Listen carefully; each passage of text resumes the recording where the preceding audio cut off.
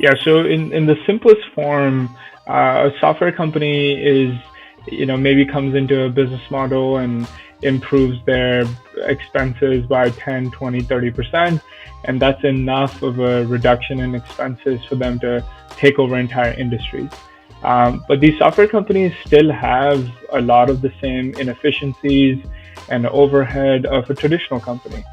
They have CEOs, they have thousands of employees in most cases as they scale.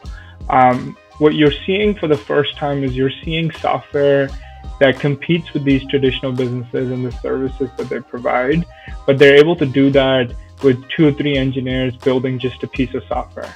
And they're able to take these entire companies and boil them down to these if-then statements and like really simple logic. And if you can boil these businesses down to that basic logic, then you can run that business a million times and provide that service a million times at the cost of maybe providing that service one time in a software company. And so it's infinitely more scalable, infinitely cheaper to run when you sort of remove the company and just have these services and products being provided purely based off of computer logic. If it can be taught to a computer and it can be delivered digitally, that business will not survive the next 10 years. And I don't know how else to explain it, but that's just the truth, right? And in my mind, I'm certain that that's how the world is going to look. Now, I'm not saying that all of that disruption is going to happen on the blockchain, but a lot of it is going to happen on the blockchain because it provides this neutral platform that these companies can be built on top of and these services can be delivered through. It feels very fluffy when you talk about blockchain, right? Like it's kind of like, hey, it's the future and it has all of this promise, but nobody can really give you like empirical evidence on like why it's the future and where the adoption is actually happening.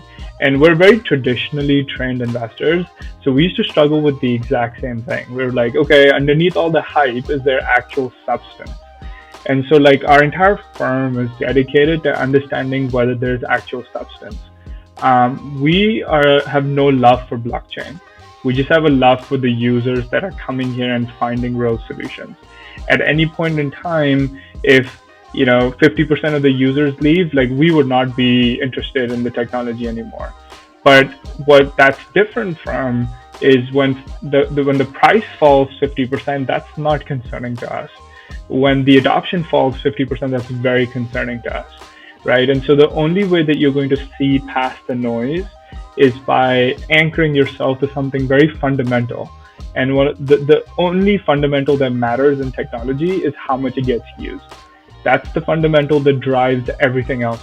It drives the revenue of the companies, the profits of the companies. Even for traditional companies like Facebook and Amazon, at the end of the day, the only reason that they're so valuable is because of the usage that they have from people.